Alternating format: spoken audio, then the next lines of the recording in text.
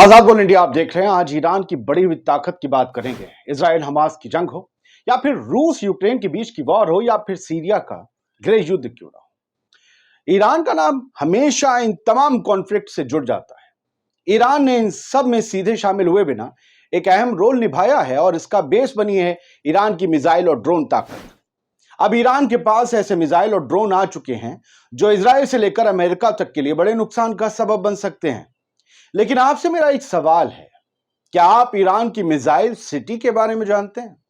यह मिसाइलों का एक ऐसा शहर है जो जमीन के नीचे है और वहां पर ईरान की असली ताकत है। आप देखना चाहेंगे ईरान की मिसाइल सिटी? यह हैं तस्वीरें।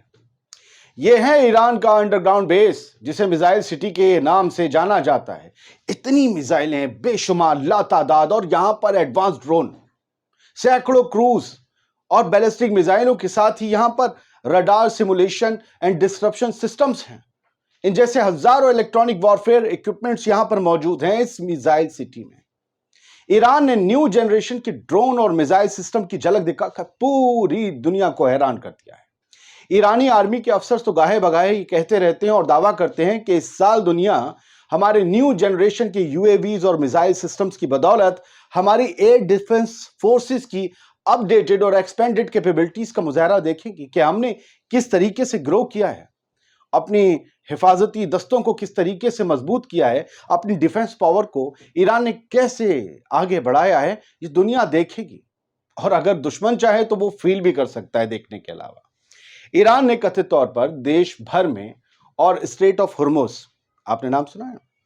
स्ट्रेट ऑफ हुर्मुज, पतला रास्ता समंदर का, तो यहां पर कई इलाकों में पूरे ईरान के और स्ट्रेट ऑफ हुर्मुज में खासकर इस तरह की फैसिलिटीज का पूरा एक नेटवर्क बनाया है। ड्रोन्स का, मिसाइल्स का, इक्विपमेंट्स का।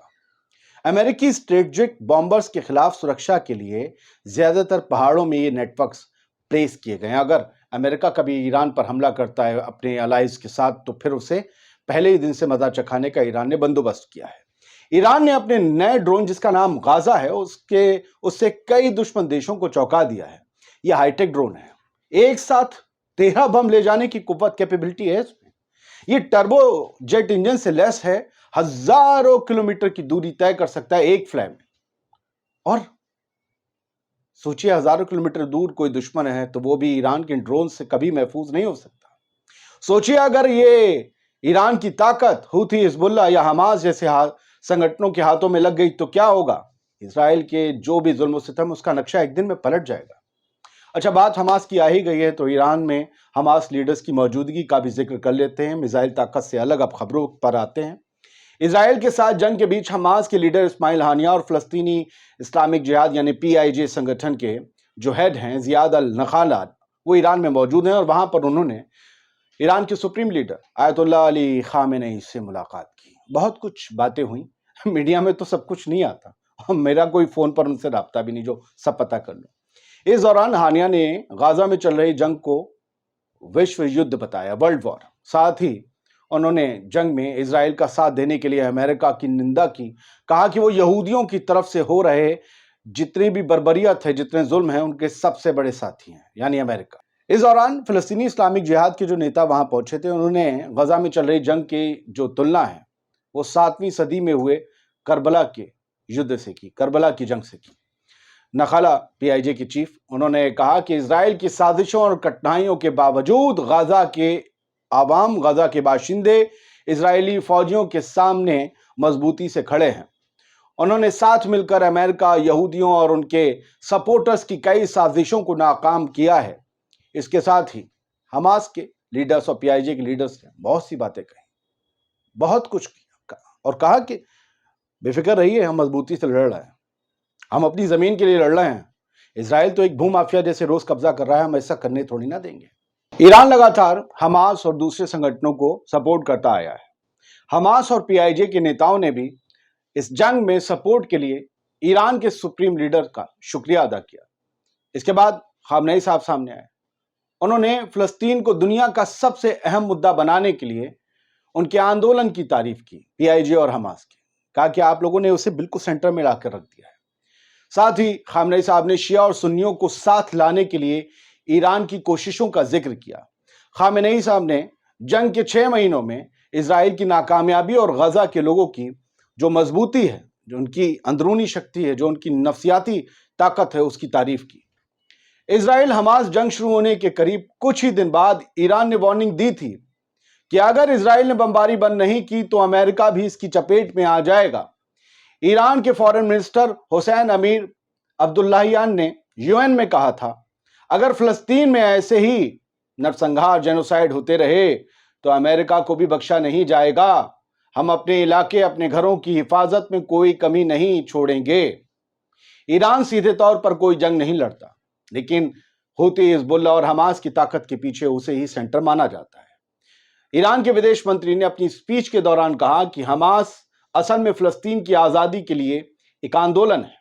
इस दौरान ईरानी मंत्री ने 7 अक्टूबर को हमास के हमले को सही ठहराया। उन्होंने कहा कि हमास को अपने इलाके के लिए लड़ने का पूरा हक है, इसके लिए जरूरत पड़ने पर हिंसा का इस्तेमाल करना भी गलत नहीं है। और यहीं से कुछ बातें पकड़ जाती हैं। जाहिर सी बात है, जमीनों के लिए तो दो भाइयों में झगड़ा होता है तो सर भी फूट जाता है, गोली भी चल जाती है।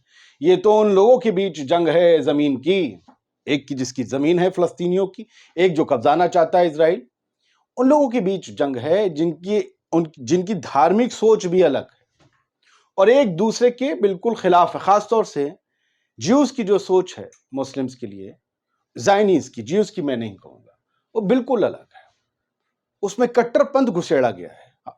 हालांकि ज्यूज हमेशा से मुसलमानों के साथ यरूशलेम में रहते थे, इन जायनियों के आने से पहले, जब तक इन्हें हिटलर ने मारकर खदेड़ा नहीं था, जब तक इन्होंने अपने देश, एक नए देश के लिए गुहार नहीं लगाई थी, और जब तक खैरात में इन्हें जमीन नहीं दी थी यूएन, अमेरिका और इंग्लैंड ने, बरतानिया ने। कौन इतिहास को भूल सकता है। साथियों, फिलहाल हाल तो यह है, ईरान की ताकत कितनी बढ़ रही हो, मिसाइल की, ड्रोन्स की, या कितनी मजबूती से हमास, फिलिस्तीनी इस्लामिक जिहाद या अल-कुद्स ब्रिगेड, अल-कस्साम जो भी लड़ रहे हैं, हकीकत यह है कि गजा के लोगों पर जुल्म बर्बरियत जारी है। हर रोज करीबन 100 लोग मारे जाते हैं, जो कि गिनती में आते हैं, जो इधर उधर मार दिए गए, जिनके बारे में किसी को अता पता नहीं है। कुछ लोग ऐसे मिल रहे हैं जिनकी लाशें सड़ गल चुकी हैं, बच्चों के चेहरे पहचाने नहीं जा रहे। अब वहां से इजरायली फोर्सेस हटी हैं तो वहां पर ये सारे नजारे सामने आ रहे हैं। अल-शिफा अस्पताल पर 10 दिन से इजराइल का क्रैकडाउन था। अल-शिफा अस्पताल के आसपास हमास के और अल-कुद्स ब्रिगेड के लड़ाके जब पहुंचे तो भारी मुकाबला हुआ इजरायली फोर्सेस के बीच और रेजिस्टेंस फोर्सेस के बीच, और उसका नतीजा ये हुआ कि कई इजरायली फौजी मारे गए। हालांकि इजराइल ने सिर्फ 1 या 2 के मारे जाने की बात कही है, जबकि खुद ही उसने कहा है कि 16 से 20 लोग घायल हुए हैं, जबकि हमास और अल-कुद्स के दावे से कहीं ज्यादा बड़े हैं। इसी वजह से वहां से इजरायली फोर्सेस को भागना पड़ा, और अब अल-शिफा अस्पताल की हल्के हल्के जो तस्वीरें आ रही हैं वो बड़ी दिल को दहला देती हैं। वो हम आपको दिखा नहीं सकते क्योंकि इस प्लेटफॉर्म के कुछ अपने नियम हैं। उम्मीद ये करते हैं कि हमारी मेहनतें, हमारी जुर्रतें और कुव्वतें आपको पसंद आती होंगी। आपके कमेंट्स इस तरफ इशारा करते हैं। जल्दी हम एक रोज लाइव प्रोग्राम करेंगे, यूट्यूब लाइव, जिसमें आप लोगों के कमेंट्स भी आएंगे, जो मैं पढ़ूंगा, जवाब दूंगा। आपके कुछ सवाल आएंगे तो उन पर आगे प्रोग्राम करने की कोशिश करूंगा। आप हमें जरूर बताइएगा, क्योंकि हर रोज कुछ ना कुछ बेहतर करने की एक जगह बाकी रहती है हर इंसान में। ये क्यूआर कोड आजाद बोल इंडिया की वीडियो एडिटिंग टीम को सपोर्ट करने के लिए है, बस ये मेरे वीडियो एडिटर्स के लिए है। आप लोगों ने जितनी मोहब्बत दी है और जितनी तेजी से आप इस चैनल को आगे ले जा रहे हैं, मेरा सलाम है आप लोगों को। आजाद बोल इंडिया बेबाकी से तस्वीरें और वीडियोस के साथ आपको रोज न्यूज़ देता रहेगा, ये मेरा वादा है। शुक्रिया।